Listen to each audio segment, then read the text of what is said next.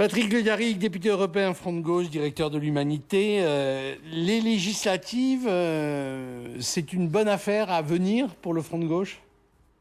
Ça peut être une bonne affaire dès lors que les électrices et les électeurs décident que la gauche n'est jamais aussi forte que quand elle est diverse au sein même de l'Assemblée nationale, parce que c'est là qu'on va voter les lois.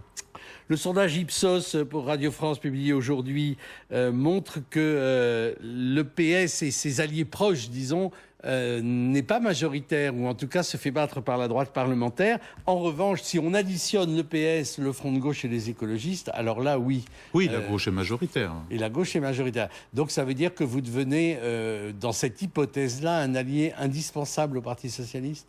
Oui, vous savez, sans les voix de Jean-Luc Mélenchon, François Hollande ne peut pas être élu. Par conséquent, cette dynamique-là se poursuit. Il ne peut pas y avoir de véritable majorité de gauche dans l'Assemblée nationale sans les parlementaires du Front de gauche, bien évidemment. Et ce sera doublement utile. D'abord, pour faire la majorité, et secondement, pour infléchir la politique du côté des gens et pour résister aux pressions dont nous sommes l'objet aujourd'hui. Le Front de Gauche, c'est le parti de gauche de Jean-Luc Mélenchon, c'est le Parti communiste français, puis de quelques petites formations. Pendant la présidentielle, la personnalisation a donné, d'un certain point de vue, l'avantage, le mistigris à Jean-Luc Mélenchon, même si le PC était derrière et a bien poussé. Les législatives, c'est le retour, finalement, plutôt à une domination du parti qui garde son maillage d'élus locaux, d'ancrage local, alors que le parti de gauche, c'est peanuts à côté de vous.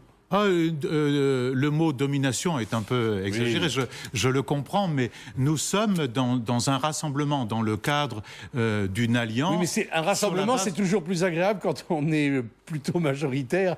Oui, mais ce n'est pas tout à fait ma conception des choses. Il faut que nous construisions un véritable front, c'est-à-dire, comme on l'a fait aux élections présidentielles, dans les élections européennes, les élections régionales et aux élections législatives, mais pas avec la volonté de dominer, avec la volonté de porter les aspirations de nos concitoyennes et de nos concitoyens, de résister aux pressions extérieures aujourd'hui qui s'exercent, les marchés financiers, la Commission de Bruxelles qui est à l'œuvre, qui fait des recommandations. Telle est notre volonté. Notre volonté, c'est de réussir le changement, absolument. En même temps, si on a l'oreille un peu fine, on se dit les intérêts à moyen terme du Parti communiste ne sont pas exactement les mêmes que ceux de Jean-Luc Mélenchon. Mais je répète quelque chose. La question n'est pas les intérêts du Parti communiste. Ça, c'est secondaire.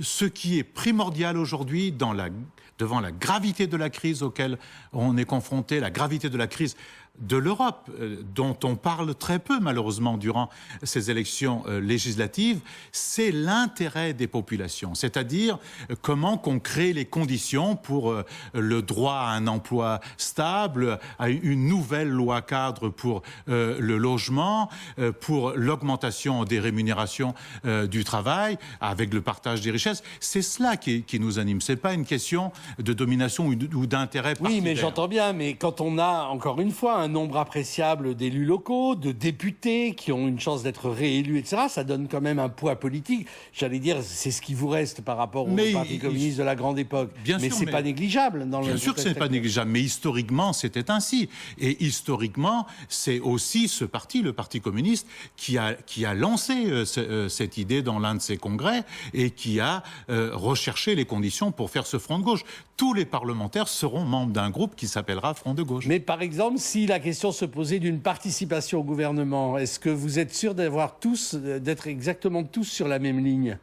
Je crois que nous sommes à peu près tous sur la même ligne. Merci de la venue à peu près. Oui, parce que... Il y a des nuances, vous êtes d'accord avec moi. Mais mon opinion personnelle, par exemple, elle est que je souhaiterais de tout mon cœur, dans l'intérêt de nos concitoyens, des salariés, des travailleurs de notre pays, que le Front de gauche puisse participer au gouvernement.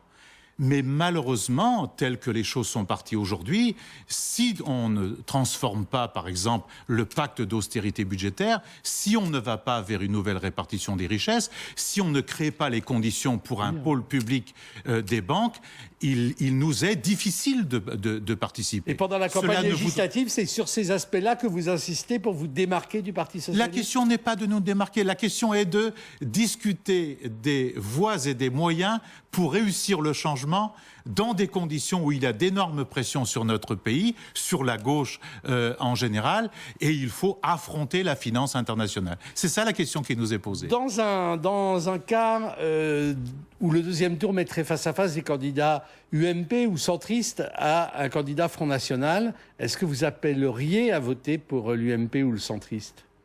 Jamais on ne laissera passer un candidat du Front National. Jamais. Mais plus explicitement. Et on votera donc pour le candidat de la droite républicaine ou du centre républicain.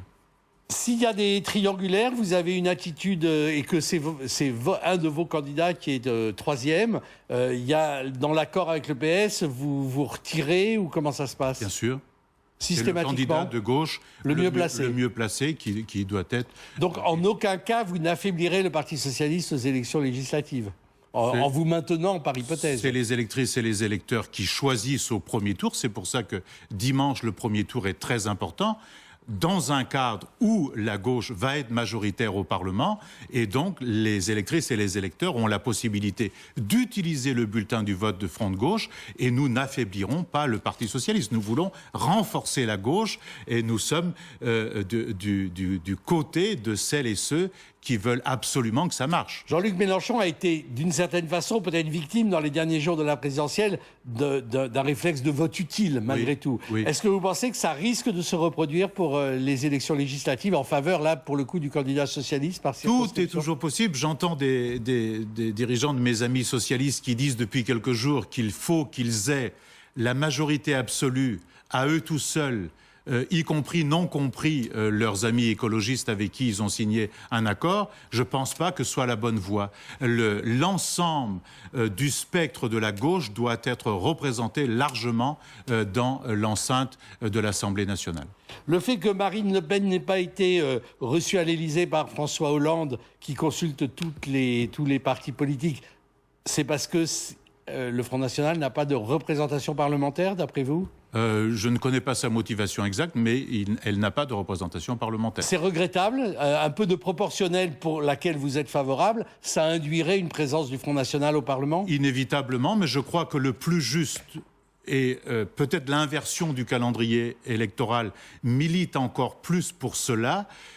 Il faut au moins une dose de proportionnel. Nous sommes pour la proportionnelle intégrale, mais au moins une dose de proportionnelle. Dans ces conditions, oui, tout le spectre politique français, y compris l'extrême droite, serait représenté dans l'Assemblée nationale, mais nous le combattrions dans l'Assemblée nationale. Peut-être ça clarifierait des choses. Patrick Le Yarrick, merci. Le rappel des titres dans un instant, puis on parlera d'un thème qui vous est cher, la réindustrialisation en France.